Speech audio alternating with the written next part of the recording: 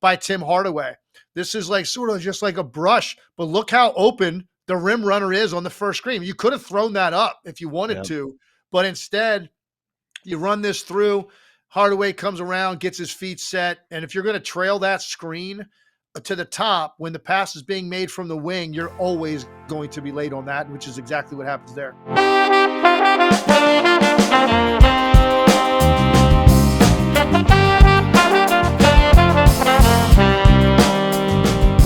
What is up, everybody, and welcome to What Makes This Play Great, where we break down one of the plays in the NBA playbook and show you some of the details you might have missed. Today, we're looking at a very common action run by almost every team in the NBA to get their shooters open.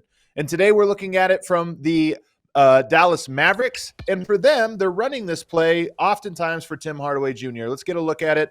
First thing you're going to see is the point guard coming across the top off of a double high screen.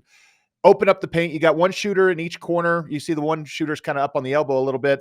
And so then after that, you get this, what can be a back screen or a pin down. You can run it both ways. And then a secondary screen for the shooter to come off of, receive the pass, and go into their jump shot.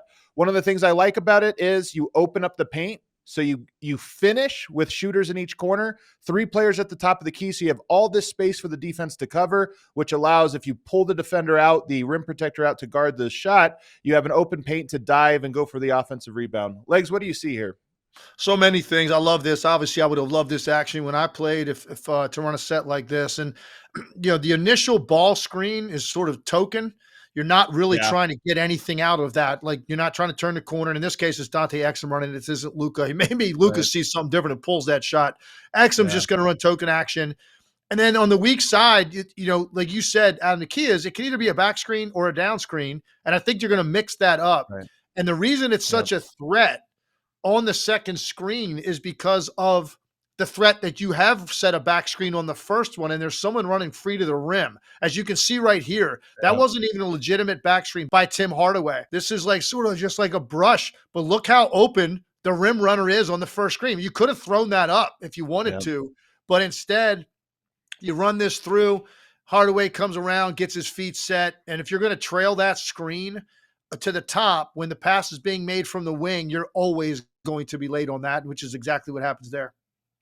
I like this one because it's simple. It's a pretty easy action to run, but also because, and this, when you're running plays for your shooter, it's nice for your shooter to know they have the green light. Like, you're coming off, and if you're even have a little bit of daylight, you're going up with this one. So it makes it easy.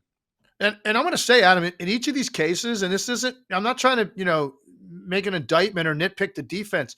There's mistakes made on each of these defensively. And that's the whole point of running complex action like this, where there's multiple things going on at the same time, because you're forcing communication. And the more you force communication, the more likely eventually there will be a breakdown in the communication. And that's what happens literally in each one of these sets, with the exception maybe of the two where the defender chases over the top and it turns into a little curl where you're shooting something inside the 3-point line, which is going to be the option for the shooter to read that. So I love the initial part of this.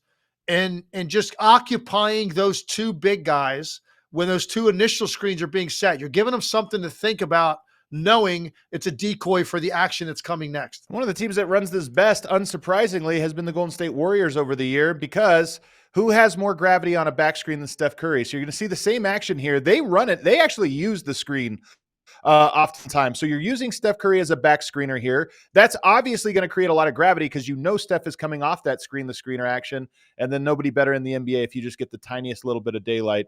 They've also run this one with Jordan Poole. This is obviously from last season, but you're going to see same thing. They set the screen here, and it creates the opening for that back cut you were talking about. Yeah, so that one, it almost looks like they do this as a mandate to set the back screen, and I love it because as a shooter, I can tell you there is no better way to guarantee getting open other than setting a back screen. Because what happens is typically a lot of times one of two things are going to happen.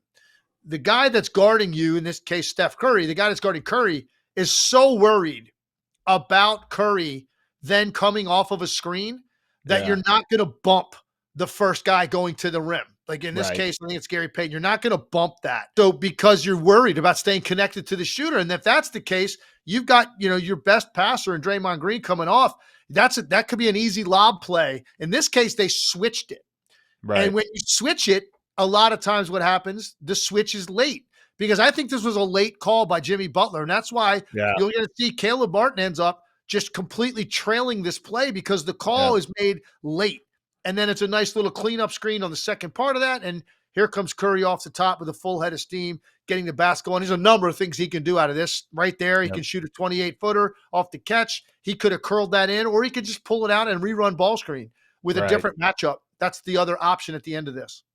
And what I like about it here is Caleb Martin has to go from a switch to a off-ball screen in half a second. And it's boom, boom, play. So those are the types of things that you set up here. Even if you do get the switch, the switcher is is immediately in ball screen action. So it's a common one. You can look for it. Dallas Mavericks love to run it for Tim Hardaway Jr. and get him going. Look for it for your favorite team. This was What Makes Play Great. We'll see you guys next time.